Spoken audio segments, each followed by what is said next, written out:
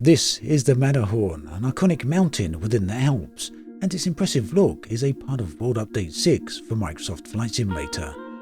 The update released yesterday, and in addition to a whole load of new content, it also brought with it some very important fixes. Let's jump in and take a look. Austria, Switzerland and Germany are the countries that received a significant overhaul this time around. This means that there's a lot of improvements throughout these regions. As a perfect example, you can see this from the brand new Discovery flight.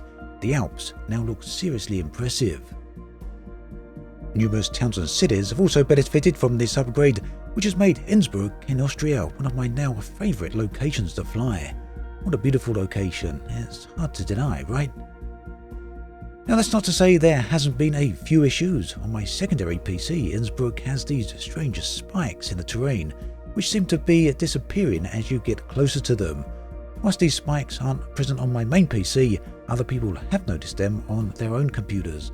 Not sure whether or not these are present on console, so if you've seen these on Xbox, do let me know in the comments section.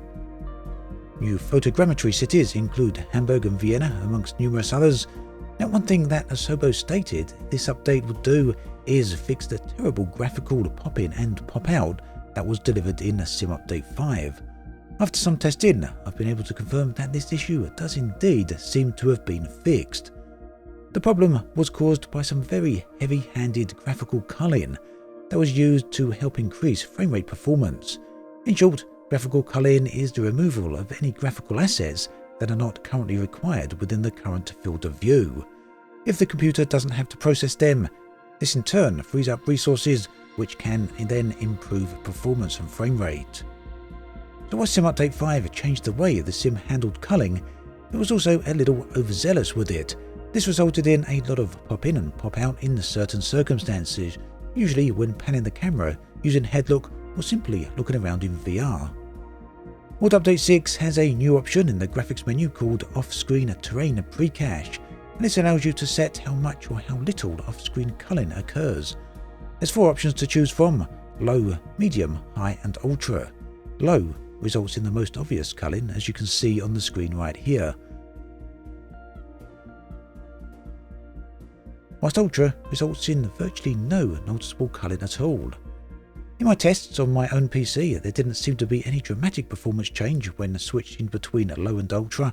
However, it's extremely likely that there will be performance decrease when moving onto ultra on certain hardware specs, so do keep an eye out for that. Regardless though of what hardware you actually have, I highly recommend you experiment with this new graphical option if the culling has been a noticeable problem for you. Another issue that looks to have been fixed is the low quality ground textures when at high altitudes. After Sim Update 5, the LOD transitions were extremely harsh, as you can see here. This has now been fixed with the latest update. Here you can see the ground textures are very high quality even when well above 35,000 feet. It's also worth checking in with the rest of the new content in the update. This includes a couple of new bush trips which take place through some totally amazing landscape. There's also a new landing challenge for those of you who enjoy them. Now, the entire update process for Microsoft Flight Simulator can be very convoluted. Some people haven't had any issues, whilst others have had a whole bunch of problems. Generally, it is much easier to update consoles, as the Xbox handles most of the heavy lifting for you. On PC, however, it's been a bit of a nuisance, to be honest, and that's because it needs to be done in 3 steps. The first step is to get the small mandatory update from the Microsoft Store, Steam or the Xbox app, which actually turned out to be quite a problem for me on my second PC, as it wouldn't update. Instead, it just launched the Microsoft Store, showing me gaming services that I needed to install, which incidentally was already installed.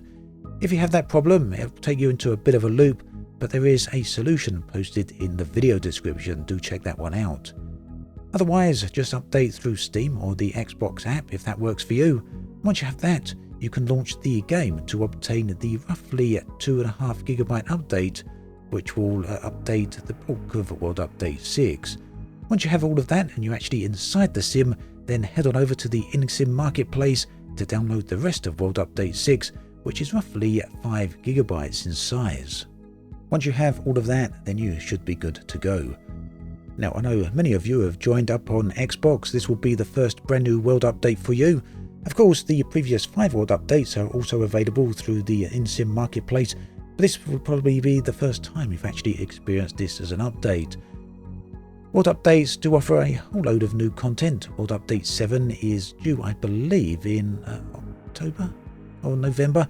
We should get a roadmap very soon on that, along with which countries it should be covering, so looking forward to seeing that. That then brings us to an end of this video. As always, thanks for watching, and I'll catch you guys and girls next time.